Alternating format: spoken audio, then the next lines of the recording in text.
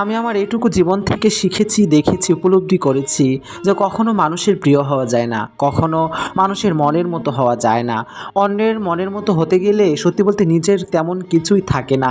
নিজের ভালো লাগা, নিজের খারাপ লাগাগুলোর একদমই প্রায়োরিটি থাকে না। এজন্য অন্যের কথা, অন্যের মন মানসিকতা থেকে, চিন্তা থেকে বিরত থাকুন। নিজের যা ভালো লাগে সেটা করুন। সত্যি বলতে দিন শেষে আপনি কেমন আছেন, না আছেন, খাচ্ছেন কি না, কোথায় আছেন, কি করছেন, এগুলোর খবর কেউ রাখে না। প্রকৃত অর্থে কিছু মানুষ রাখবে, কিন্তু আপনার বেশিরভাগ মানুষই যেটা করবে আপনার দোষগুলো খুঁজে খুঁজে বের করবে।